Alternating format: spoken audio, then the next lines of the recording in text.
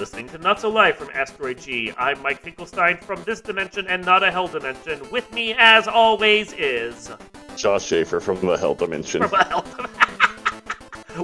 Is that the only Josh Schaefer is the one from the hell dimension, or is it just this specific Josh Schaefer? It's this one. Okay. They usually don't go there, but this one, ooh boy. But you work for the BPRD or whatever you're called. Like you've got rank. Oh, the Bippard. The Burpard. Bippard. Burpard. Is that? Please tell me that's not how they actually say it in the comics, and we're just being dumb. I don't know. Okay. I haven't read a lot of the Hellboy comics. I'm going to tell you that. Like, he's an interesting character, but I go and I look at the art style, and I'm like, this isn't for me. It's an acquired taste with the art style, for sure. And that's my problem. It's like, I don't care how good of and this is not, Hellboy is not done by Liefeld, but I don't care how good of a writer he might have been on something. I can never read Liefeld stuff because his artwork blows. Yeah. Yeah. So same kind of thing. Not the same, but kind of the same. Like, as much as I'm sure Hellboy is great, I can't get into the artwork, so I just can't read it. Yeah, Mike Mignola is a far step away from Mr. I know. Yeah. It was an indirect comparison, not a real comparison. Don't at me, bro. I just wanted to make sure that Josh is going to go on Twitter and write a 20 tweet screed against me now. And I'm going to make sure it's seen because I'm going to put Hail Elon as a hashtag. That's how you do it. 10 million views bitching about my take on Liefeld and Mignola. I'm sorry, everyone. So, but today we are actually going to talk about the Hellboy movies, of which there technically are 5, although I'm pretty sure no one has seen 2 of them. Hell, no one's seen. There's movies? There's the 2 movies from Guillermo del Toro, and then there's 2... Which are good. Yeah, which are good. Then there's 2 animated movies that he helped produce. Mm-hmm. There was a 2017 reboot with David Harbour, which he was good in the role, and that movie fucking blew. But the reason I'm bringing Hellboy up, not just because, we can talk about the movies, but they're apparently only 4 years after trying to do Hellboy back in 2019, they're already rebooting again. Again? A new Hellboy is now ramping up for pre-production. They have a script and they're moving forward. Who's going to be the Hellboy? They haven't announced that, from what I understand. But Mignola is actually on board writing this one, so maybe there's hope. Ooh. And it's set in the 1950s. That's kind of cool. Like, I'm not against it, theoretically. I have questions. And one of the first is, haven't we said all we needed to say with Hellboy on the big screen and recently? Do we really need yet another attempt right now? They must be losing the rights or something. Yeah. But here's part of the thing. We touched upon this in our last discussion podcast, which was we're not necessarily in superhero fatigue, but people are willing to put up with a lot less bullshit from their superhero movies. Phase 4 was uneven from Marvel, and the DCEU is awful, just in general. So when people see something that they're like, is that going to be good? And then they can tell from the trailer that it isn't. They just don't show up. I mean, look at Morbius. Attached to Sony's Spider-Man properties, in theory, should just work on its own as a superhero film. People would show up even if it's bland. Because, I mean, if you look at Marvel's run and DC's run, they made plenty of money off of bland films. But I think Morbius, struggled to cross 200 mil. Did it? Yeah, it did poorly. So... it did better than I thought if it crossed over the 10 million. 167.5 million off of a budget of at max 83. So it barely did double, which means it lost money. Ew. And that was with a second release and additional advertising to try to cash in on Morbin time. So, if a movie like Morbius that was teed up after Spider-Man and Venom and everything else to do decent thing, so you would expect 400 mil. Maybe not 700 mil, but 400 mil. Just even though it was bland. Yeah. Decent first trailer. People were interested, and it can't make 167 million. That's not superhero fatigue, but that's people going, man, this movie just looks bad. Yeah. So I mean, the trailers looked bad. the first one looked good. The second one looked bad. I was actually on board with the concept of Morbius for the first movie, but not the second one. But this is what I'm talking about. This is the environment that they're releasing Hellboy into. And Hellboy had a bad movie 4 years ago. Are people going to care? The Hellboy fanboys will, but will anyone else care? No. So. Yeah, that's what. Not to bring up DC again, but that's what DC's biggest issue is because no one cares about what they're doing. No one cares. You're not taking enough time between properties to give the fans, that people that would be fans, time to recover and be ready for your next attempt. And when you do Yeah. it so nakedly, like not in the case of Hellboy, but since we're back on DCEU, the naked attempt at doing cinematic universe building, like Yeah. you're not giving people time to recover, and they can just tell. That's where the Yeah. fatigue comes in. Is that you're just not taking your time to do it right. Hellboy is not taking the time to do it right, even if it is taking one of the good steps to do it right, which is bringing original comic author on to help co-write the script. Like that's a good step. Maybe they cast it right. Maybe they take enough time during pre-production that they give enough time between Hellboys that people forget about that. But no one's ever going to forget about the Guillermo del Toro movies. I'm sorry, guys, you just can't. No one's gonna do that. No one's gonna. So you're competing with the Guillermo del Toro movies too. I feel like this is rushed. Even if it isn't rushed in production, it's rushed in conception. Yeah. Yeah. So, because, and let's get over to it, the Guillermo del Toro movies are great. Oh my god, they're so good. Like, released when they were, before the superhero movement was really going on. 2004. So, Blade had come out, the X-Men movies had come out, the Spider-Man movies had started, and then we got Hellboy. Like, it was primed before DC or MCU and DCEU and all that.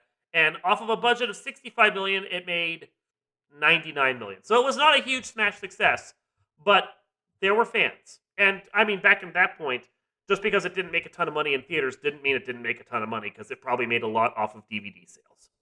So, but yeah, this is the thing. Like, a movie has to make 3 or so times its budget to actually be profitable now, because home video sales have been ruined by streaming, which streaming is just bad in general. But people don't buy getting movies. worse. Yeah, I agree.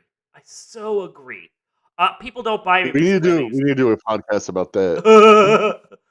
Damn it! Where was this when we were coming up with the Hellboy podcast? Right? Yeah. No, but so your movie has to make money. Guillermo del Toro's Hellboy would be considered a failure now. It was considered a success back then because it made more than its production budget and had healthy video sales. And that's actually, just to touch upon that for a second, since we were talking about streaming and video sales, part of the reason why the video sales market is dead is because rental companies are dead. You could sell a bunch of your movies to Blockbuster and make tiny profit. You can't do that now. There's no Blockbuster to sell your movies to. No Hollywood Video, no Family Video. So if your movie tanks in the theater, you can't even expect secondary rental market to help you make it up. You're just fucked. Yeah, which is sad too, because there's so many movies. Because I was actually reading about that. But like, there's so many movies that found life in the secondary market through like Blockbuster, like Grandma's Boy, which it was an okay movie. Like I liked it enough. It was funny enough. Yeah, but it died in the box office. It did nothing in theaters, but Blockbuster carried it to like a cult classic status. Plenty of movies have done that. Yeah, so many movies. You don't have that anymore. No. Like they don't. You get the opposite. A movie debuts on Netflix now, is out for a week. Netflix is like, well, we're not going to bother carrying this cult status. They kill it, and you never see it again. And then 2 years later, it's deleted from their server. And since it's Netflix or some of the streaming agents, they don't even bother putting it out on home video, and it's just gone. Gone. Yeah. Yeah. It's sad. But I mean, look at it in perspective. Hellboy 1 became enough of a cult classic, moderate success, that its sequel got a $15 million budget increase and actually made twice its budget back. It made $168.3 million. That shows the franchise was actually growing slowly. Maybe not as much as Universal Pictures wanted, but it was growing.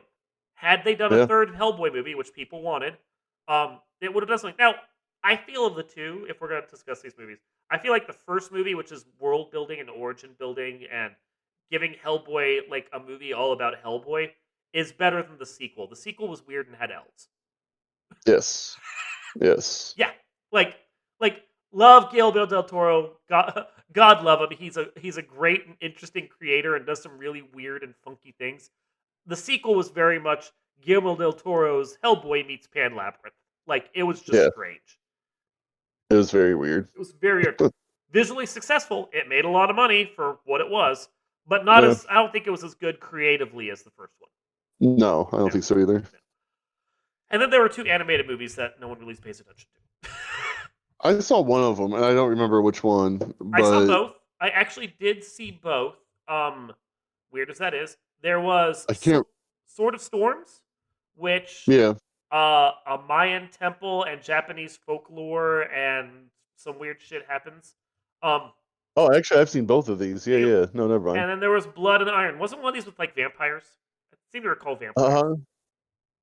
Yeah, that was a Vampiress. Ooh. Oh, Elizabeth Bathory. There we go. Okay, see, yeah, I knew this. Yeah. I knew this. Of the 2, I think I like Blood and Iron better because vampires. I mean, I'm a simple man. I have simple tastes.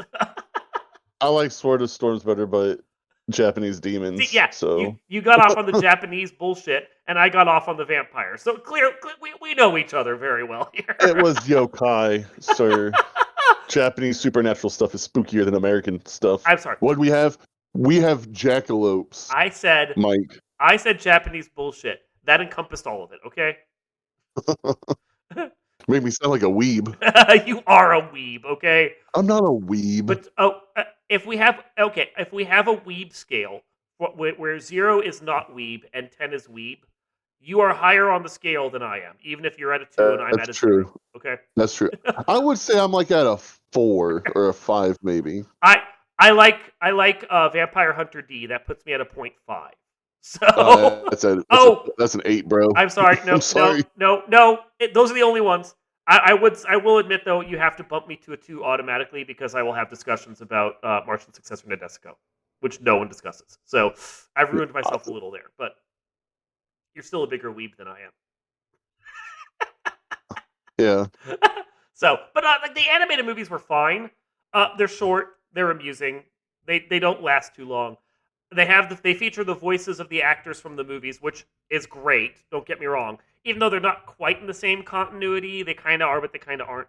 But it was more comic booky than the movie universe. It was. I think the key reason why they said it's not in the same universe is because Hellboy has his actual hell feet, his hoofed feet, as opposed to where in the first couple movies, and actually I think the new one, I'd have to double check that, he has boots. He has regular boots because they didn't want to try and make Ron Perlman walk on weird hoof feet.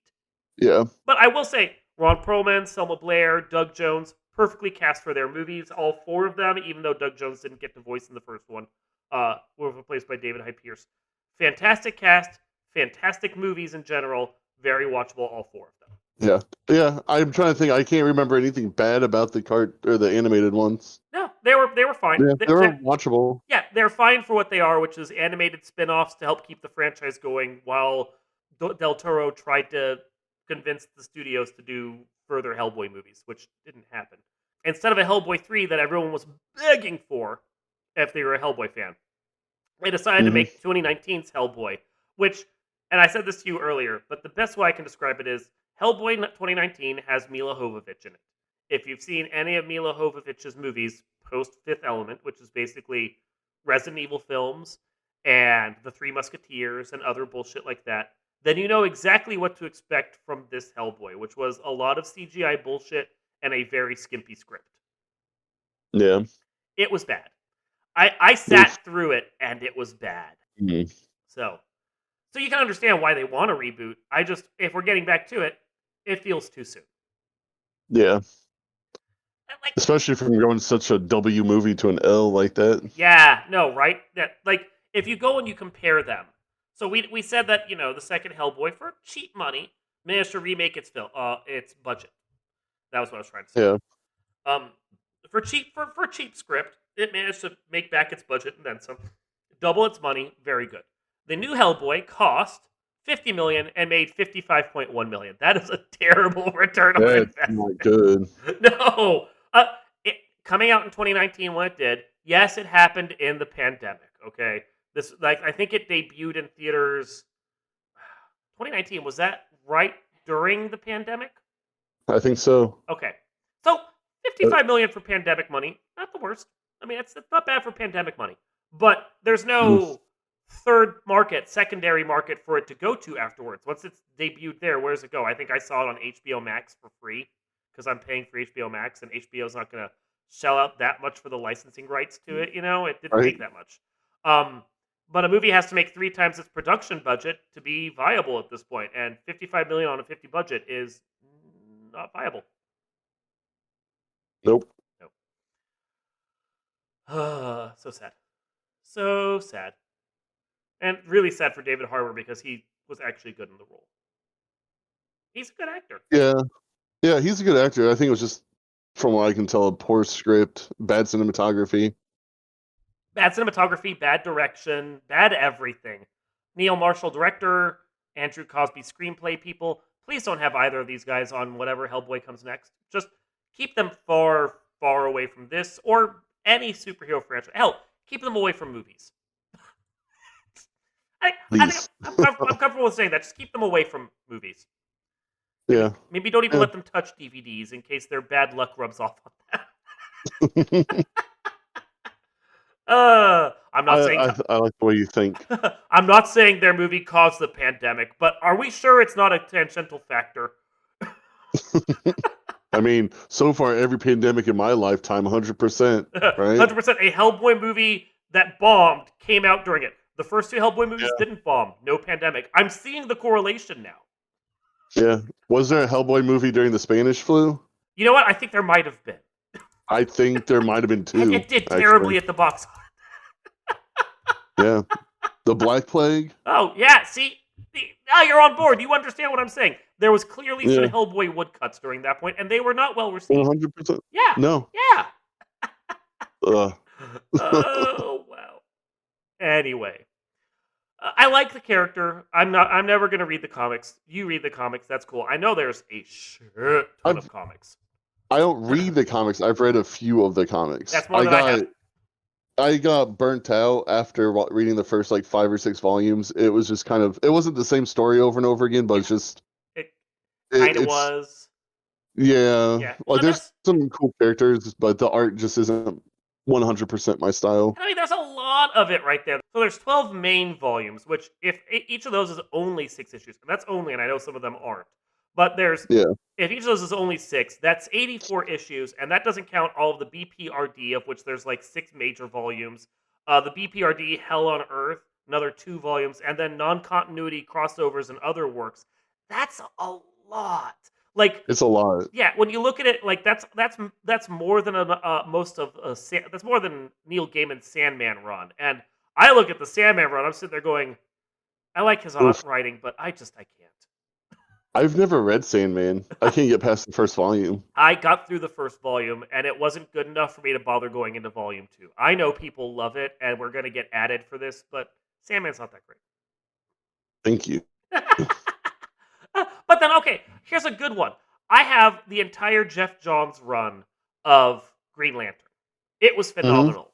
That plus the Green Lantern Corps that ties into it. I know I should review it for my website because I own it and sitting on my shelf.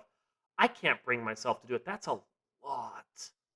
That is a lot. It's a lot. That's what, 20, 30 volumes? Because there was 3 major crossovers that happened during its run that it ties into. It's a lot. That's a lot. So, if I can't do that, I'm not going to read Hellboy. I'm sorry, guys. I'm just not. I wish I had time to read all that stuff. Right? That's one of the things I miss about working in a comic book store. Just sitting at the desk and reading while customers come in and out. Yeah. Can you help me check this out? Wait on, bro. I'm still on this issue. Hold on. Yeah, and then the boss is being all like, "You can't read on the clock. That's not what we're paying you for." And I'm like, "Wait, you're paying me? You call this a livable wage?" No, I think I'm on board with the concept of a Hellboy movie eventually, written by the original writer. I just think 2023 is, or even 2024 maybe, is too soon. It's and it's not just because of the new movie, like the 2019 that sucked and tainted the well. But it's also because even now I still have fond memories of the original Hellboys, and that's hard to Yeah. shake.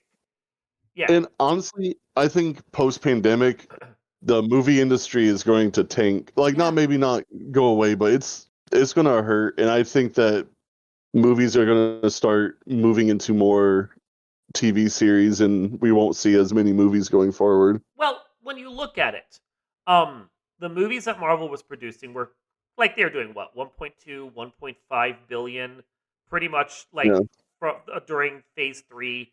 It was rare to see a movie that didn't cross the 1 billion mark unless you were Ant Man. Mhm. Like it's Ant Man. I'm fine. He's supposed to be a lower tier character, and even the movies pitch him as that. That's fine. Right. But like all the big heroes, all the big things they were doing, 1.2, 1.5 bill, 1.8. I don't think any of their major solo films crossed 2, but they got close. Yeah. Yeah. Spider-Man, his most recent one, that crossed 2 bill because fucking Spider-Man. But Right. not everyone can be Spider-Man. But when you look at it now, if you aren't Spider-Man, if you aren't Avengers, and I mean Spider-Man did amazing post-pandemic, but like the Yeah. other ones, they consider 750 mil a big success now. Like that's half the amount of money they were making before, and now they're qualifying it as this is a huge success. And you got to think movie theaters are going to struggle on that because now they're suddenly making half the money they were making before, and that's for a Marvel film. If you aren't Marvel, you're lucky to get 200 mil, Yeah. and that has to be shared across the whole industry. Like from that perspective, I love that they're eventually going to do another Hellboy at some point. Eventually. Not now. I don't want it now, but eventually. But like that 50 mil that the most recent one made, you guys are going, maybe that's the goal. Maybe we should just make a Hellboy for 25 mil, so when we make 50, it's a huge success, you know? Yeah. And then word of mouth No. can carry it. You are right though. The Uh, industry is changing, and I don't think the industry realizes that yet. nope. Because Gen Z, like I hang out with Gen Z people Yeah, all day, right? yeah. Like You're stuck with them. they don't watch movies like that, and because when I was their age, I'm a zennial, but um, a young millennial. Ugh. You're But I'm more not that millennial younger than than you I are, am, and though. I'm an old millennial. Okay, Yeah, you're just a but millennial. Okay. when I was a kid, we were told we were Gen XY, and then it would turn to zennial. Now it's millennial, but whatever. But We're just Gen Y. Just live with it. Okay. right, we're Gen Y. But we they don't watch movies because when I was in high school, I'd watch older movies, from the 70s, 60s, Sure. whatever. These kids don't care. Like if it's not a 12-second clip, like yeah, So you're they're telling me QB had the right idea? yes, Except it tanked because it didn't have the right idea. right. Well, I mean, it's the TikTok generation. There is an endorphin rush. I'm not even going to deny this. I see it too. There is an Mhm. endorphin rush of just going to TikTok or YouTube or just when you're browsing Discord, you see a video clip. It's like 12 seconds, and you watch. You're like, that was funny, and then you move on. But like when Yep. you're in that context, if someone puts up a 3-minute clip, you're suddenly going, "Oh my god, this is so long." This is yeah. It's like, all right, can we get done with this faster, Yeah. please? Thank you. Yeah. So, like, I get it from that perspective. I'm still not of the opinion. Like, my brain is like, okay, I'm either going to watch the short thing or I'm going to watch the long thing. And I can wire Yeah. myself to watch the long thing. And maybe it's just because, young and social media and they've got different things going on right now than they will 10 or so years from now. But you are correct in that a generation of people alive right now has a short attention span in the moment, and they're also the ones that, in theory, have all the money to spend. Right. Yeah. That demographic is usually prized by marketers because all they have is disposable income. Might not be a Yeah. lot of it, but it's all disposable. Yep. So if you're either gearing towards the under 18 crowd or the over 55s because that's where the disposable income is. Yeah. So, and I mean, the over 55s will watch movies, but they're not watching superhero movies. Nope. No, not the Not same many of regard. them. No. Mm-mm. So, no, I get you. The industry has to realign, and probably 10 years from now, as I was hinting at, it'll realign again when the Gen Zs are, or whatever they end up being called at that point, the Bitcoin generation. Oh, God, that feels dirty. But that's still dirty. Generation Crypto is even worse. But when that generation is a little older and now they want to sit down and, they can't just be on their phones all the time because they got through college and maybe they have kids or they have a job and they just want to veg. Maybe at that point they start getting into TV shows and movies in a way that they aren't right now. But that's like long term. You've got a 10-year realignment before you get to that, if that even happens. Right. So, yeah. And into that, you're trying to put out superhero reboots for franchises that people clearly didn't care about 4 years ago. That seems like a bad fit. Very bad. So yes, Hellboy. I want to see it eventually. It just seems like this is a bad time for a new one. Just bring back Guillermo del Toro and all the fans will be on board with whatever he was going to do for his first one. Why can't we do that? Why can't we have Mignola work with Guillermo del Toro and just be happy about it? I want that to be a reality. Right. That's the one we want. This has been Not So Life from Asteroid G, lamenting the state of Hollywood and the state of Hellboy. I'm Mike Finkelstein. Maybe I am from the Hell Dimension. Does that mean I'm not? Maybe you're not. Maybe you're the normal Josh Shaper. You win! I'm the best. And we will see you next time.